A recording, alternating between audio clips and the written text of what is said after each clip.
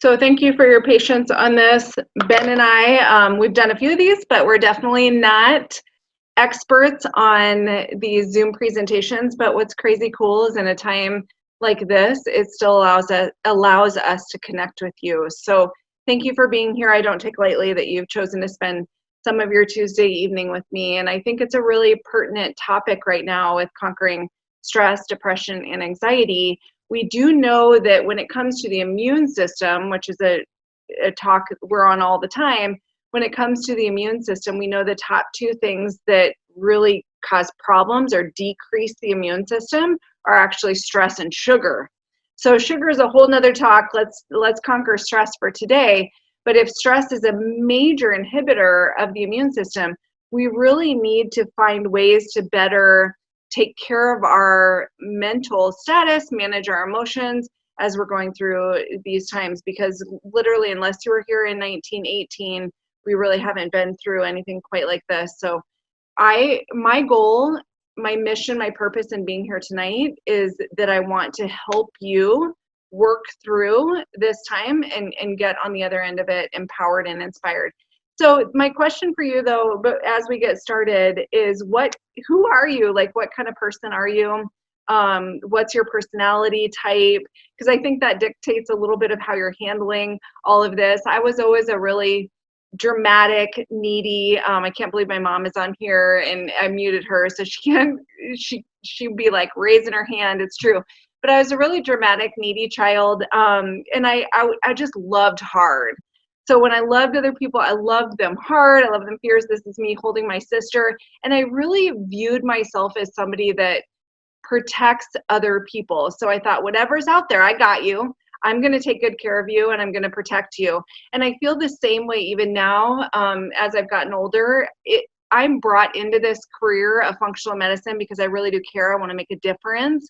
I want to change people's lives for the better. And I think there's a lot that we can do. We can really be empowered and inspired to make some changes immediately based on a few of the things that we're going to talk about tonight. So I just threw this in for fun. I mean, I think that growing up, I mean, I showed you guys some cute pictures, but this is really what happened to me when I was growing up.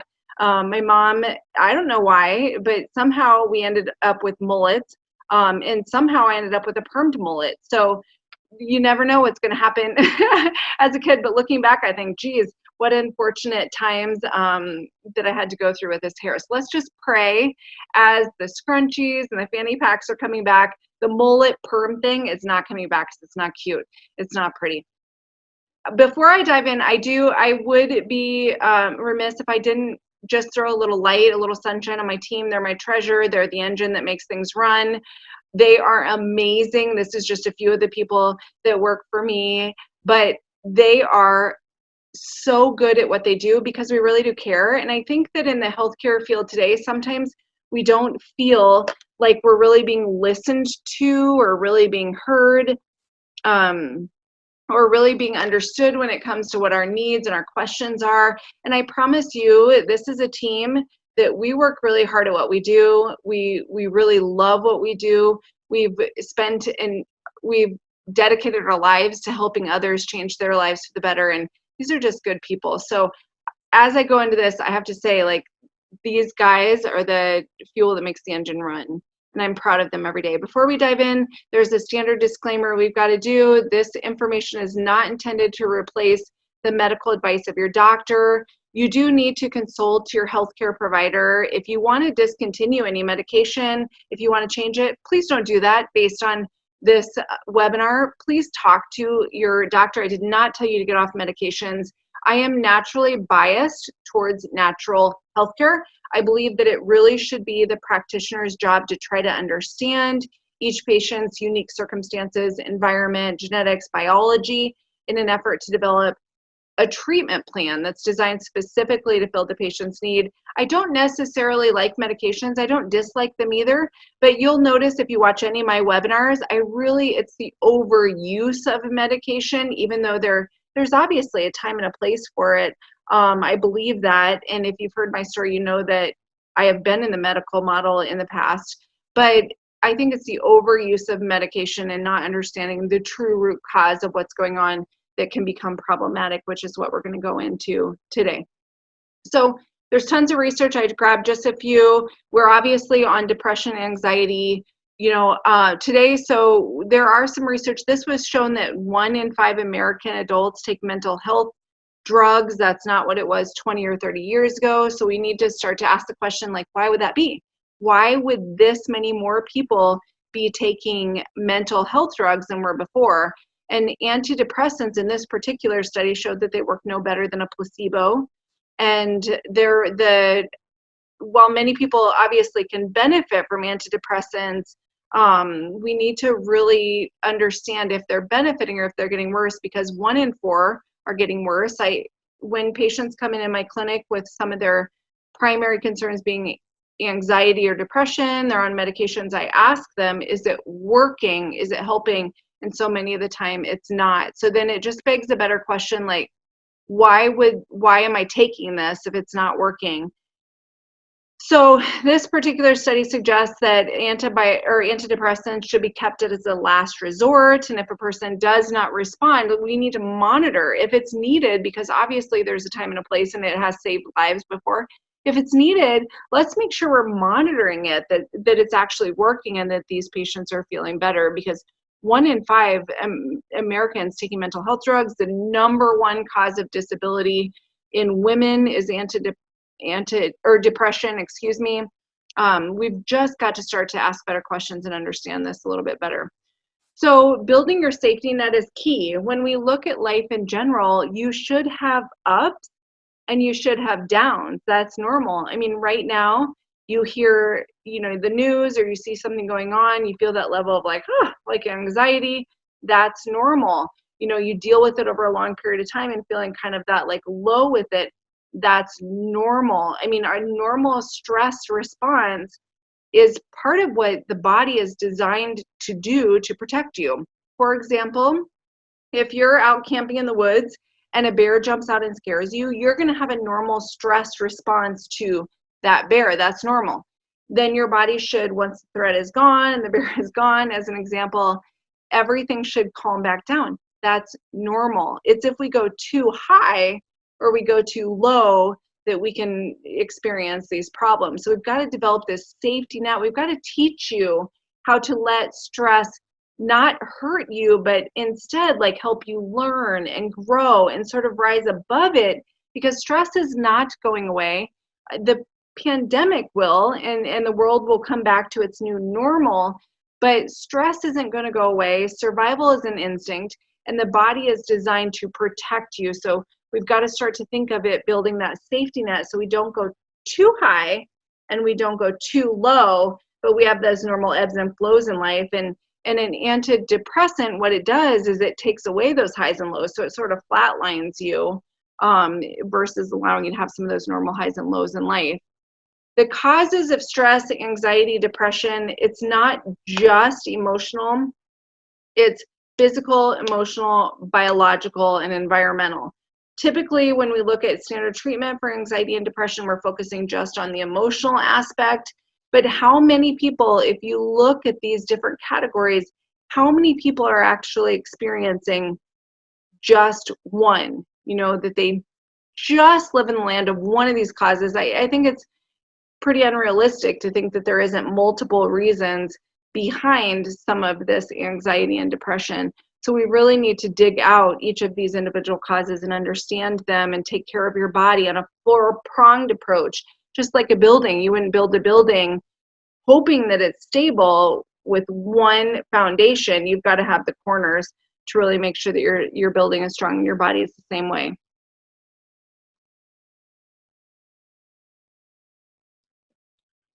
So here's what happens in the body with a biological stress. The stress comes in, emotional, physical, chemical, and ultimately the adrenals respond.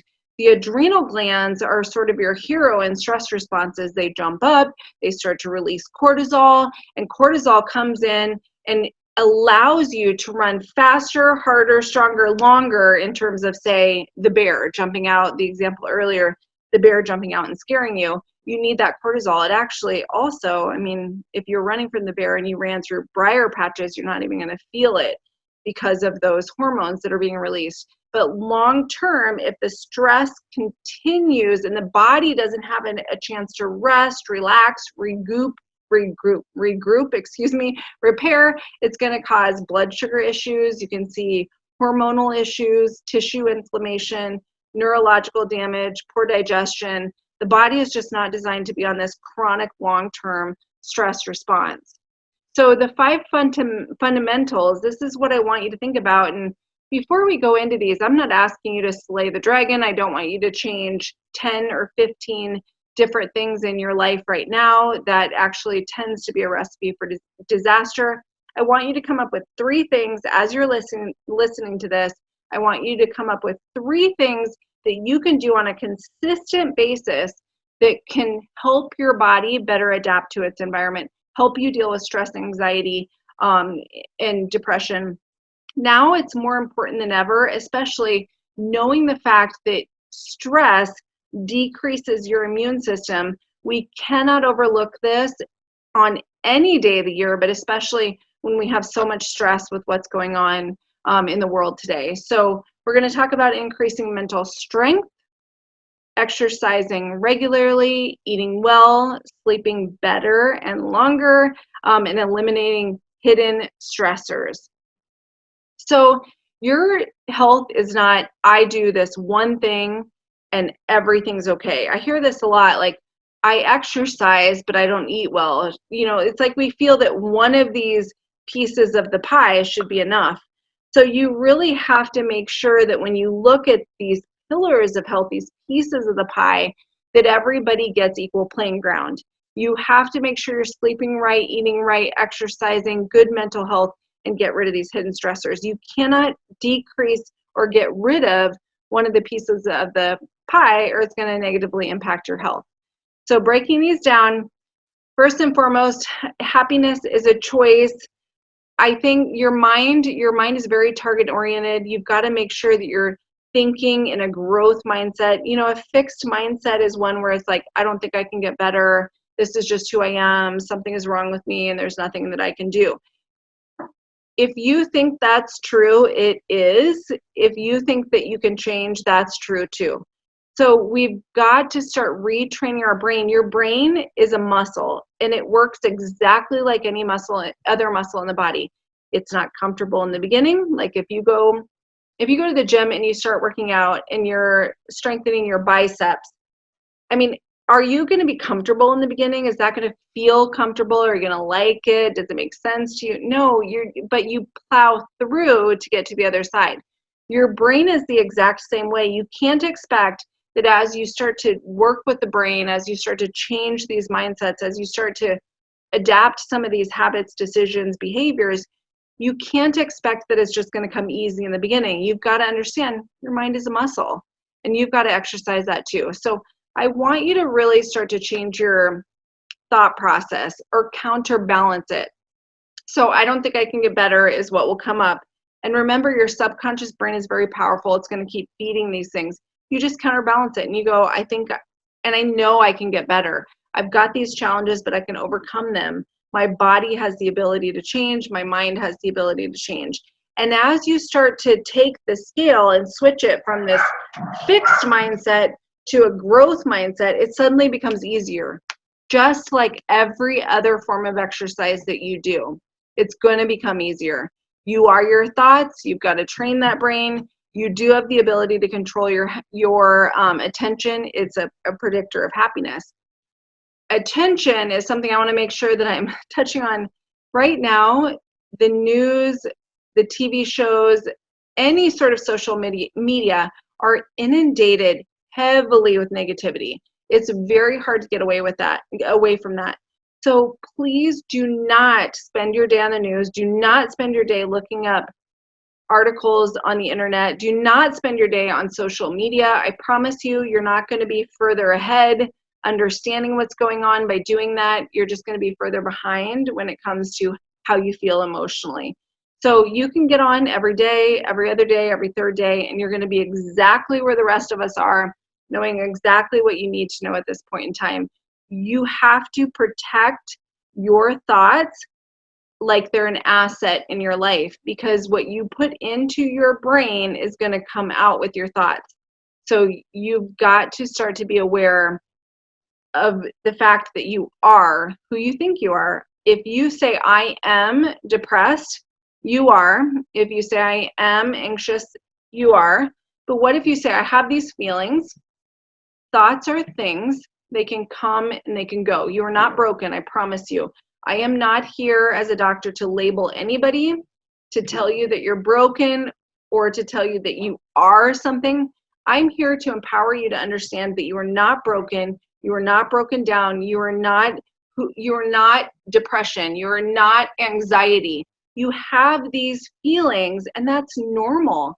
It's normal to have highs and it's normal to have lows. It's just if you get too high and too low that we've got to tighten that safety net and start to teach you the habits, decisions, behaviors, thought processes that protect you over time.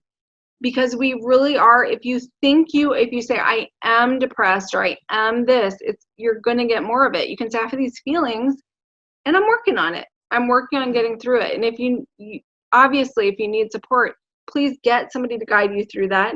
If you need additional support, please call on the professionals so they can help you get from where you are to where you need to be. Sometimes medications, I call them a bridge. You can use them as a bridge between where you are and where you need to be. It doesn't mean that you're necessarily saddled to those things for the rest of your life, but there are some short-term support mechanisms that can really help you. In the meantime, let's stay focusing on the things that we can control.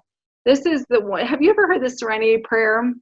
You got to stop trying to change things outside of you. I can't think of exactly how it goes, but make sure that you're focusing on changing the things that you can control.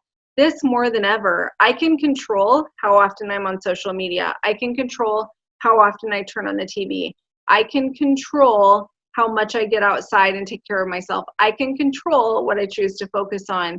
And if there is blessings and joy that come out of this challenging time, we can control so much more. So please don't feel like you're out of control. Please feel like I'm going to grab one or two things that I can control right now that are going to serve me. The anxiety that so many of us are feeling on a day-to-day basis, much less when it comes to pandemics, anxiety is really not being present. Here's what I mean. Anxiety is going, what if? What if I get this? What if somebody I love gets this? What if this happens? What if the 40 to 70%, blah, blah, blah, all the statistics that are out there, what if? You're not being present.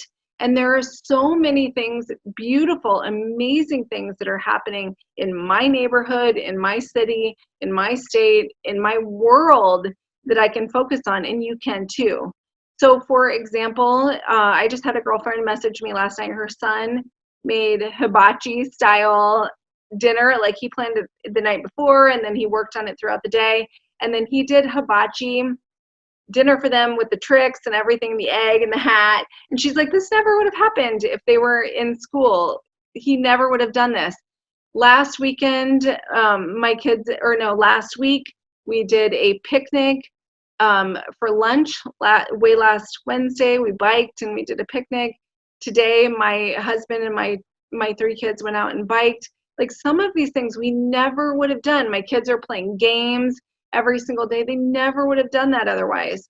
So we have to realize there are these small pockets of blessings within what we're experiencing and focus on the present so that we can be present, understand that it's a gift, and not keep wondering of the what if. The what ifs are going to get you every single time. And statistically, if we focus on stats, it's not as scary. So please stay present with where you're at. What typically happens overall is that we feel that this stressor comes in, whatever it is, we feel threatened, we feel that anxiety, then we avoid it. And we are masters at avoiding in this society. We're on Netflix, we're on our phones, we're on social media. We're avoiding how we're feeling versus really accepting it. And we're avoiding so that we don't feel more anxiety or stress, but ultimately long-term, it tends to cause it. So what I want you to do is, if the stressor comes in, you feel threatened, and then you feel a sense of anxiety or heaviness, Just name it. Meaning, I feel this way. What can I do to turn it around? So instead of saying I'm going to avoid it, so I feel this way, what can I do to turn it around? Could you go for a walk? Could you call someone you love? Could you, and I'll give you some tips and some ways ahead here in the talk, but make it a challenge to get out of it, not to avoid it. Like, how do I step away from this? Breathing is really the #1 way to improve your presence, to reduce anxiety, to create a calm inner confidence, like in a single moment.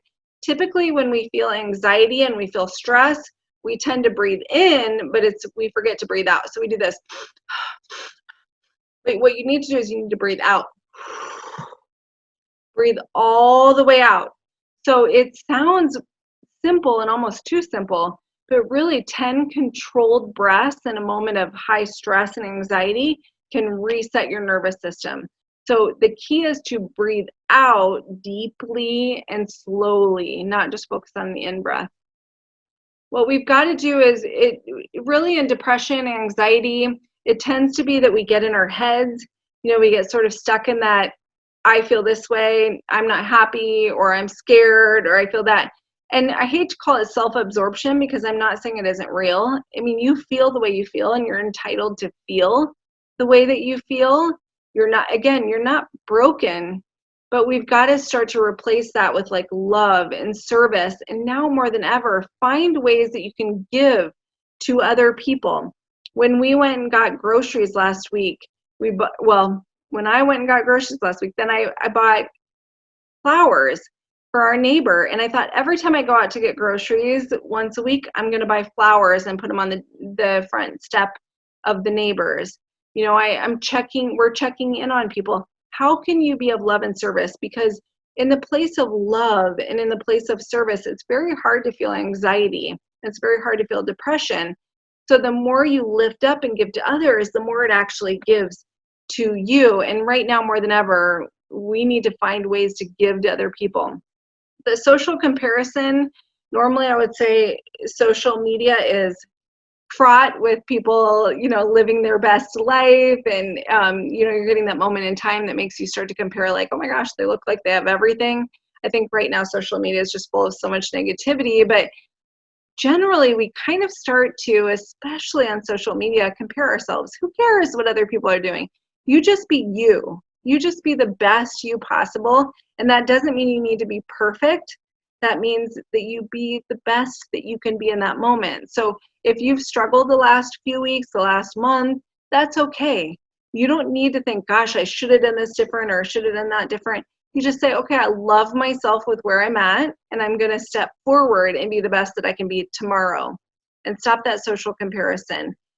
We've also got to quit thinking, when I get here, I'm going to get this. Like, oh, when I get this, like when I get back to work and my income resumes, then I'm going to be happy. Or when, for me, my business has been greatly affected. I think I do tend to want to go, oh, when the business is up and running, then things will feel smooth again. No, we've got to focus on the journey, because the journey is life.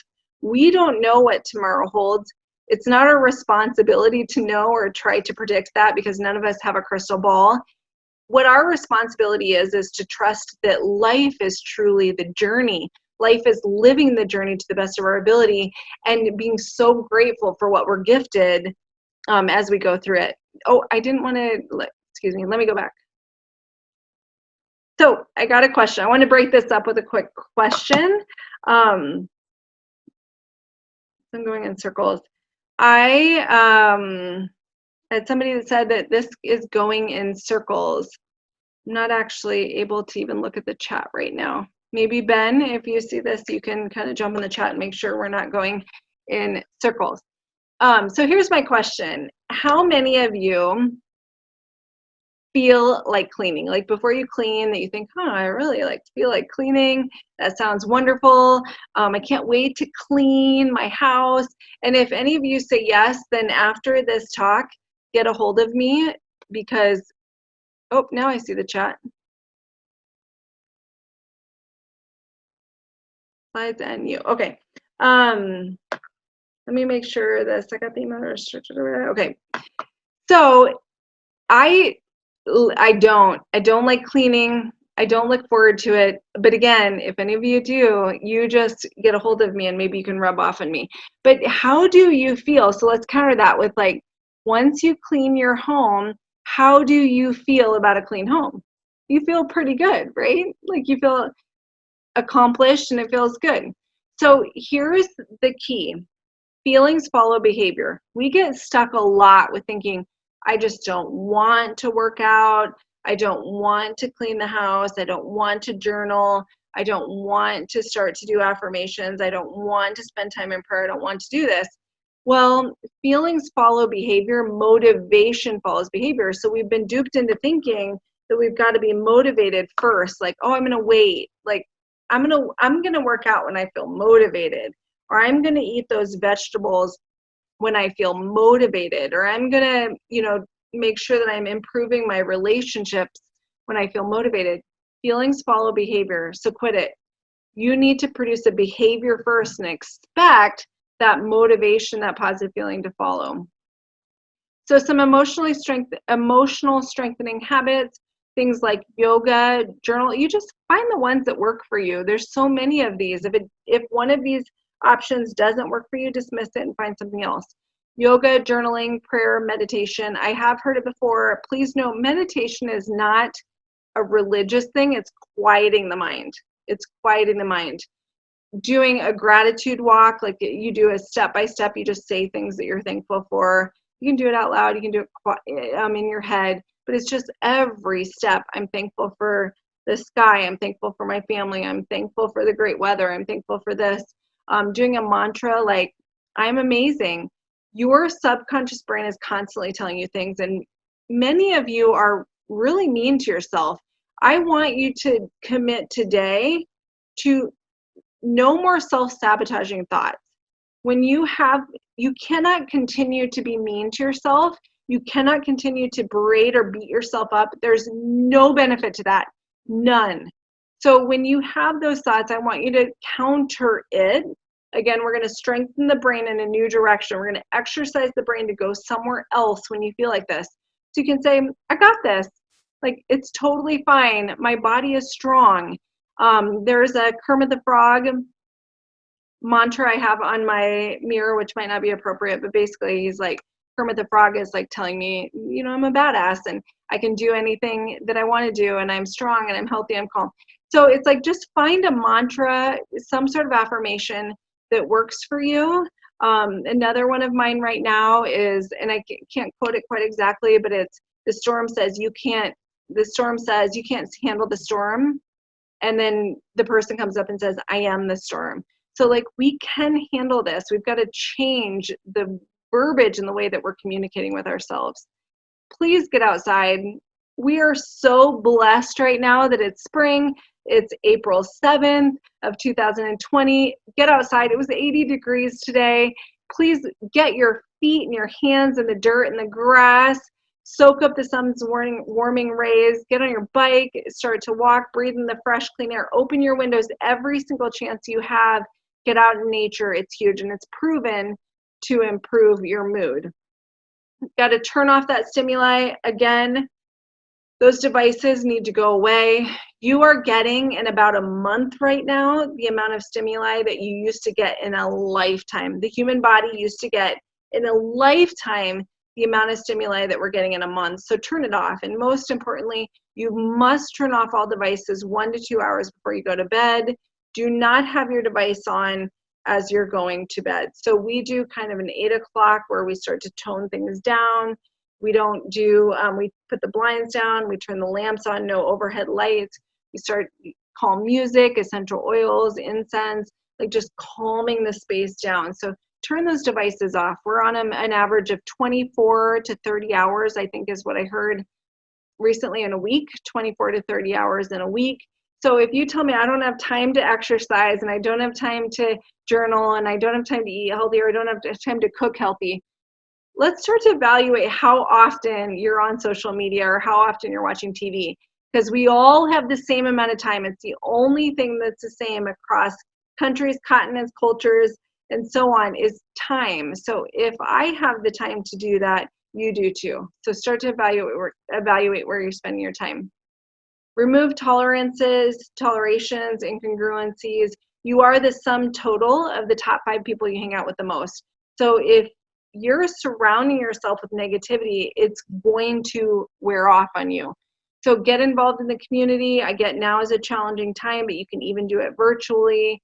Hire a coach, somebody that's not going to label you as broken or that you have anxiety or you have depression. They're going to help you understand that sometimes being a sensitive person can be turned around into a superpower. And sometimes we have these feelings, we experience these feelings, but we don't need to label ourselves as being broken to get out of them. So remove those negative people in your life. I get you can't get rid of you, but if you find that you're the most negative person in your life, you have got to change that to change, because you can't out supplement that, you can't outrun that. You've got to change that belief system to change. If you are experiencing some sort of habits like illegal overuse, too much sugar, and actually sugar is a drug. I mean, they've done many studies that they showed that rats actually preferred sugar over cocaine. It does change the physiology. There's been many studies that link sugar consumption to depression and obviously alcohol, cigarettes, and so on. So these chemical dependencies, they really can create those ups and downs. So it pulls us out of our safety net, and you have too many highs and too many lows. Please seek help, seek somebody to guide you through these if you've got some sort of addiction. Do mood boosting activities, read, listen to inspiring motivational materials. You have no idea how much extra time you have. If you say, I really don't have time for an audiobook, or I really don't have time for a podcast. I know this morning I spent 20 minutes with my hair and my makeup, and I got 20 minutes of a podcast in. When I was in my car, I was 15 minutes to work, 15 minutes back, and I got 30 minutes of Spanish lessons in because I am learning a second language. So I try to, when I'm cleaning, if I'm cooking with the kids, obviously I want to communicate with them. But if I'm cooking, if I'm cleaning, I constantly have earbuds in, that I'm listening to podcasts, books on tape, and around this house, you'll hear me speaking Spanish a lot because that's what I am dedicated to having a second language. So these are just a few of my recommendations that you can take advantage of, but utilize that smartphone, you guys, especially while you're driving. Turn the radio off and start to listen to something motivational or inspirational. I love Rachel Hollis. I love Wayne Dyer. I love Brendan Burchard on podcasts. I love Lewis Howes. Oh my gosh, who else? There's one called Something of the Grit. I love the gal that started Zapata. There's so many different great podcasts out there, YouTube videos, again, books, and I use Audible for my books on tape. Our physical response to stress, what we want to look at is we want to look at increasing that dopamine and the serotonin, decreasing pain and cortisol. So many things out there. That's what I said earlier. Take what works for you, leave the rest. Find something that you can do differently, because so many different things can actually increase dopamine and serotonin, which are obviously your feel-good hormones, your feel-good neurotransmitters. Exercise reduces stress. It increases the ability to resist stress. So nobody ever has I'm going to take that back. Maybe you have. But most of the time, people don't get done with a workout and say, geez, I really regret that workout. Most of the time people say, geez, I'm glad I got it done. So it's going into the workout that we get stuck in our brain. It's like the devil and the angel trying to tell us, I don't know if I want to do that. Today I got up at 5:30. I really thought, not feeling it. So what I tell myself, I have a bike in the home. I tell myself, just spin. Like, don't worry about working out really hard, just spin. And I end up getting a great workout. So I know that if I start my day that way, I know it's going to reduce my stress. I know it's going to help my day go better. And I focus on the outcome versus the activity. What do I actually want? And exercise is part of your responsibility as a human being. You must be exercising and moving the body. We've got to eat whole foods. Sugar, I read an article recently that said sugar consumption decreases your immune system by 50% for 4 to 6 hours. No sugar, you guys. Get off the sugar. Eat those whole foods. Most of us are actually dehydrated as well, so you need to really make sure that you're hydrating with clean filtered water. Sleep is critical, and I wish I had the magic bullet for each of you, because there's a lot of reasons why sleep is negatively affected, but you've got to develop a sleep routine as a first starting spot. If you need to test to figure out what's going on, we can do that, of course, but a sleep routine is crucial, and I would recommend looking at the window 1 to 2 hours before you go to sleep as a wind down routine. Practice and consistency. This is where the work comes in. There is no magic bullet, you guys. You can't do one thing one time. You can't exercise once and get the body of your dreams. You can't have a sleep routine once and figure you're going to sleep like a baby. You can't eat vegetables once and figure that you're healthy. It's the consistency that you need. You've got to show up and put the effort in. I know this is hard work, but this is your body. You get one of them. You don't get to replace it like you would a car. You get one, and you've got to take care of it, because those improvements over time in your decisions, habits, behaviors are going to compound, and you'll become the best version of yourself. If you look ahead, everybody on their deathbed, they don't want more money. I mean, people want more time, they want more health, they want more vitality. So the best investment you can ever make is investing in your health, investing in your future. And don't quit what's good for you. Typically, we kind of hit this crash and burn. I see a lot of patients that will come in and they're at the low, like, I am really struggling. My day-to-day life, my quality of life is affected. I'm scared of getting something worse in the future. They make the changes, they feel better, and then they start to relax into it. And then, I better do it again, and this. So you really want to make sure that you're being as consistent as possible. Perfection, that's not what I'm saying. You need to be consistent with a lifestyle that serves you, so you're not on a yo-yo of feeling good and getting worse. A couple of the hidden stressors that can affect your overall health: poor gut, inflammation, infections, the gut-brain axis. It's been proven that your gut influences anxiety and depression. And why is because your neurotransmitters for your brain that keep you happy, healthy, motivated, grounded, that comes from your gut.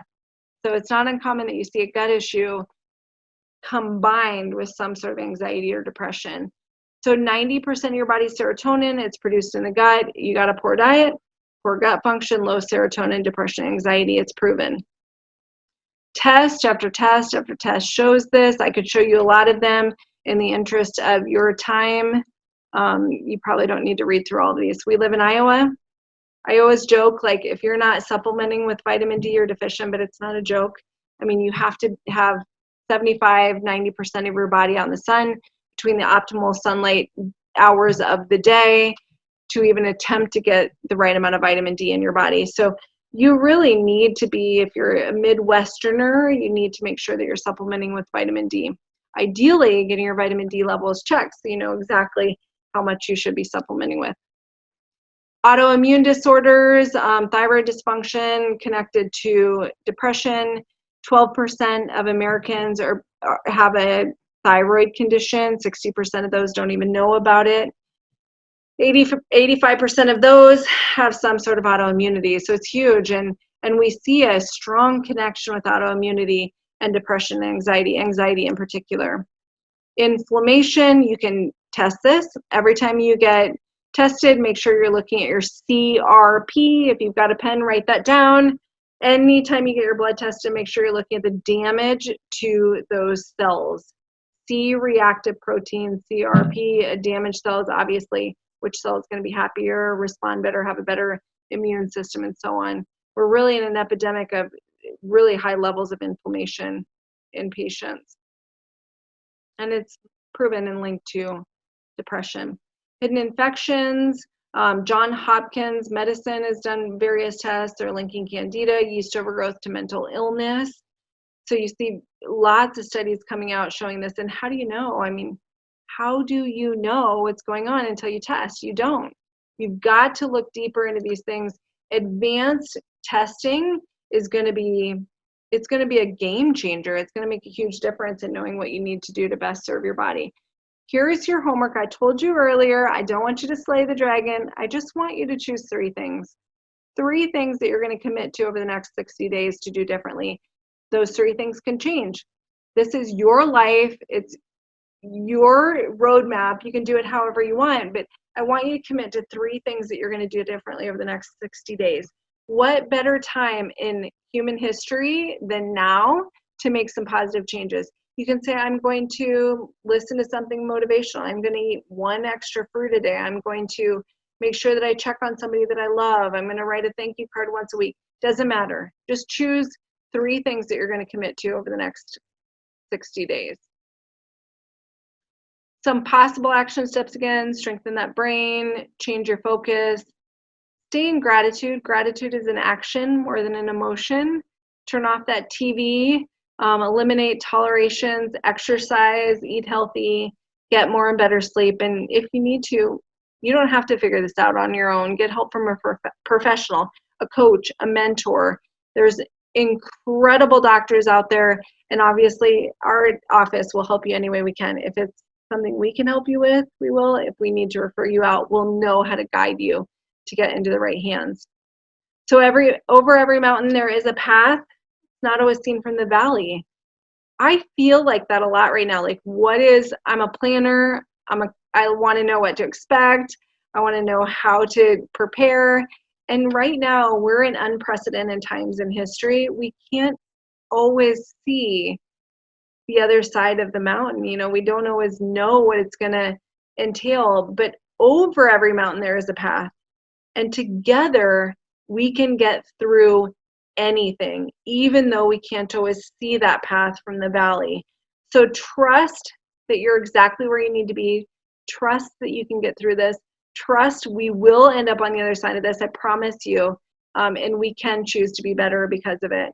There's so many. I was going to go through this, and I'm trying to be respectful of your time. This is one of the patients we helped. The key of her whole story, what I want to bring up is, she was struggling. She was suffering. She went to multiple doctors. She didn't know what to do. She almost didn't come to us, but she did, because she was sick of it. Like, why would you go to one more doctor when you've seen so many people? And what she decided was, I'm going to go just because it's a complimentary visit. And she ultimately got put on we did testing, got her on a specific plan, changed her life, and she's no longer suffering. She's gotten on the other side of it. She's living her best life. Even though there's ups or downs, she is getting through it, and it ultimately has climbed that mountain. So this is not for everybody, and that's okay, but I get the question a lot, like, if I was to come in and chat with you and see if you could help me with any of my health problems, what does that entail? So we do a thorough consultation, a review of medical history. We order the proper testing. Testing is key. That's what's going to tell us exactly what you need. Second visit, we review that. We let you know if we're the next best fit for you, meaning if we can help you, we'll tell you. If we can't, we're going to tell you exactly what you need to do next. But a game plan is where it's at. That's when we're going to determine exactly what we need to do to get you on the best track. We're going to outline a frequency, a length of care, and talk about expensive costs. Our brand of care isn't for everybody. That's totally okay. If you're looking for a magic bullet, it doesn't exist. We want you to make your health a top priority. We want you to be willing to change your diet and take the supplements that are needed to correct the problems in your body. Insurance doesn't pay for this. That's the big question from a lot of people. Do they pay for that? They don't. They pay for a medical diagnosis being treated with drugs and surgery. They don't pay for you to correct these problems or to change or improve your overall health. And then we want you to look at things like being in toxic environments. If you're in a toxic environment and not willing to change anything, that's going to cost you a lot more in supplements to try to catch up. So we're going to really make sure that we're helping you be responsible for your well-being, take full responsibility, understand what you can do to stop these problems now so that you can get back to living your best life. And when is the big question? When do you change something? Do you change it now? Do you change it when things settle down? Do you change it when all these restrictions lift? I don't have the answer for you. I wish that I did. I wish that I could tell you exactly what you need to do, but this is an inside job. You have to decide where you're at, what you're experiencing, how you're suffering, what you want to do to get out of it, and if you're willing to bring somebody on board to at least communicate about what you could be doing differently to change and correct these health problems. So I thought about this as I was getting started on the call. I've never done this before, but I want to offer it now, especially in light of what we're experiencing with the economy. So when you come into the office, the initial visit and testing ranges from $250 to about $450 for initial testing, sometimes a little bit more. But I want to offer you for any, and this isn't for those that aren't ready. It's totally fine. If you are not ready or you don't want to make an appointment, please don't. I'm not trying to pressure you or twist your arm, but for those of you that think, I want to figure out what I could do differently, I want to know exactly what's going on with my body, I want to get the necessary testing done. If you email the office or call within the next 24 hours, I'm going to give you $100 towards your first visit. So it's a $100 credit on your account towards testing. And that's just, all you have to do is reference it in the subject line of the email, or just tell my front desk staff in the next 24 hours when you call, I was on the webinar and I want the $100 towards my first visit, and they'll credit your account immediately so it can go towards that whatever initial testing that we have. So how you get a hold of us, it's info@yostwellnesscenter.com or 515-278-4325. That's 515-278-4325. Know that we're not going anywhere. We're going to continue to pump good quality content into the community. Every Tuesday night there's a webinar. The next 2 weeks are on perfecting your immune system and stopping those immune system sabotagers. Every day on Facebook, our doctors all give 1 to 3 minute lifestyle videos, educational videos. We've been doing it for months now, so go back in the feed and you'll see all of those videos. You can watch the ones that are relevant to you. You can share this content and information with your friends and family. You can share with people you don't know. Just know that our mission, purpose, vision right now is a healthier community. We can do this. We can do this together. So thanks for being here.